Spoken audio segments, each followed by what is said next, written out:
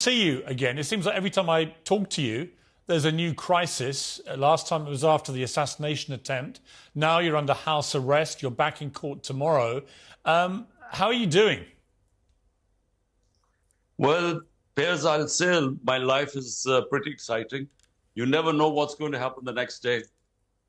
It certainly is. It's certainly unpredictable. Just before I came on air today, you've now been, in addition to the 150 different violence and corruption charges that you're facing, they've now put your name against this murder of a lawyer who was pressing for a case against you for sedition, who was killed on Tuesday by 4 gunmen. What is your response to that? Piers, I don't even know the name of this guy. It's Abdul Razak. Again, I repeat, it is the case didn't even register on my radar. Of course, I had nothing to do with it. Everyone knows I had nothing to do with it. People in his family know that I had nothing to do with it. The other charges, Imran, there's 150 of them. It's a huge amount. Obviously, if you're convicted of this, you'll go to prison, presumably, for a long period of time. What do you feel about this? I mean, you're back in court tomorrow. They'll decide whether you can go back home under house arrest or presumably whether you will be incarcerated. What is your general view about what is happening to you? I have 17 bail cases tomorrow. Chances are all the judge has to say is that one of the bails, he refuses to give me bail and I go to jail. So I'm mentally prepared. But, you know, Piers, what is happening in Pakistan, we are back to the dark ages. I mean, there's no rule of law left here. What has been happening to my party, 10,000 of our workers are in jail, and the judges give them relief, and the police picks them up in another case. So it is the law of the jungle right now. I mean, it's never happened in this country before. Your critics, your enemies, they say you're getting what you did to others, in the sense that the military turned on you, but to start with, you had them on your side, that you, when you came into office, were putting people in prison who shouldn't have been, with trumped-up charges and so on. You've heard this charge against you. What is your response to that? First of all, it's never happened, even in military dictatorship, what is happening now. But secondly, you know, 95% of the cases against the opposition I inherited. They were from the previous governments. In fact, when they were in power, there were only 5% of the cases. And it was nothing like what is going on now. If you end up going to jail for a long period of time, what will happen to you, to your party, to the movement, to all of it? Look, Piers, why is this happening? This is happening because my party, PTI, is now the largest party in Pakistan's history. I mean, the ratings the party has today, all the parties on one side, they realize that they are no match for this party. The movement is so powerful today. And that is the reason why this is happening. Because they are now petrified. The people who removed me are petrified that whenever, and elections are supposed to be in October, whenever there are elections, my party will come back into power. Hence, they are trying to completely dismantle the party. I would say that the support from world leaders has been pretty deafening with its silence in the main.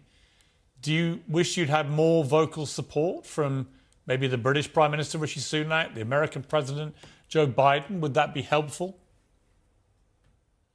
Look, you know, Piers, in my 3.5 years as Prime Minister, I discovered one thing, that this morality and the so-called Western values about democracy, constitutionalism, rule of law, fundamental rights against custodial torture, all that is happening in Pakistan today.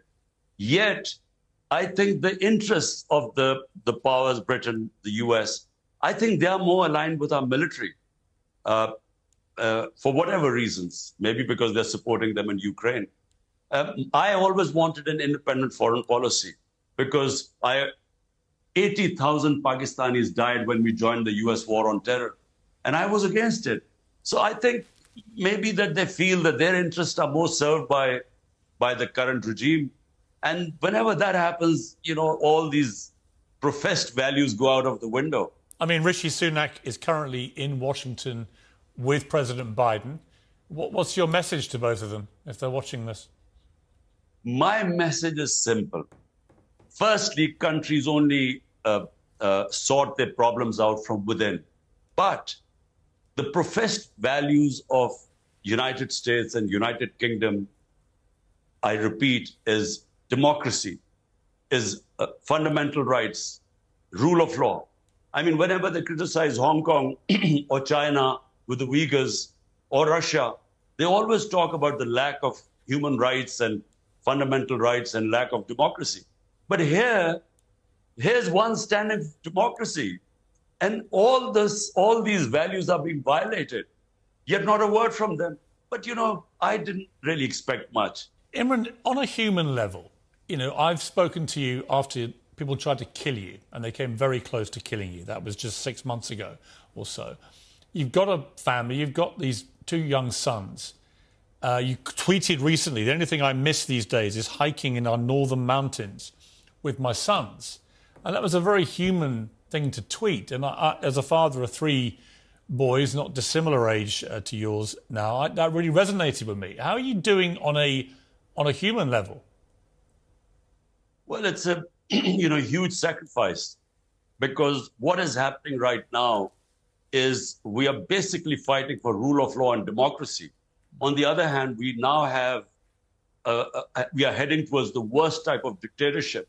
It's a banana republic right now, where the judges now are no longer independent. They are threatened. Media is completely muzzled. My name is not allowed to be mentioned on the media. And you can't demolish the biggest political party by the steps they've taken, these draconian steps. So therefore, what is at threat is our democracy, our future. So there's no, this has been one of the most toughest years of my life. Are you able to see your sons? No, I can't. This is too dangerous a time for me to ask them to come over. And I'm confident that this is not going to last very long, because the system cannot take this much longer. The judiciary is overawed right now. It's cowed down, but the judiciary has a past 15 years, it's asserted its independence. So at the moment, it's the terror, which is in Pakistan, it's a reign of terror. I mean, people are frightened. People are picked up in the middle of the night. It's like in the Nazi Germany. Imran, each time I talk to you, I'm always reminded that I spent my formative years down at Sussex County Cricket Ground watching you bowling magnificently for Sussex, and you were one of my sort of heroes then, cricketing heroes. Do you ever wish you just hadn't gone into politics? I mean, serious question. Given the impact on your life, the danger, the threats, the assassination attempts and so on, do you ever wish you just, had an easier life? But Piers, look, in Pakistan, there are 2 ways. One is when you go into politics as a political career.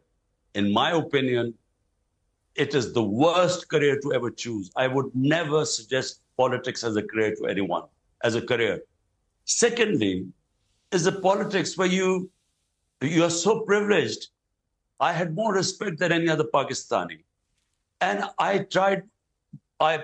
what I wanted to do was what I first saw and admired in England when I went there as a teenager, rule of law. We never had rule of law in this country because we had dictatorship. Either we had dictatorship or 2 families, but they never allowed people to have rule of law where fundamental rights were protected. And as a result, the country is not, we never knew freedom, real freedom. First time I saw was in England when I went as a teenager, and I discovered how rule of law and fundamental rights liberate a whole people. So my movement started 27 years ago. I realized that unless we have rule of law, we have no future. Well, Imran, you will always have a berth on Piers Morgan Uncensored. I've spoken to you numerous times in the last year. It's been a quite extraordinary period in your life, and I'm living it vicariously, sitting here safely in London. I wish you all the very best, and hope next time I talk Thank to you, you, Piers. it's in a slightly calmer circumstance. Inshallah. Thank you.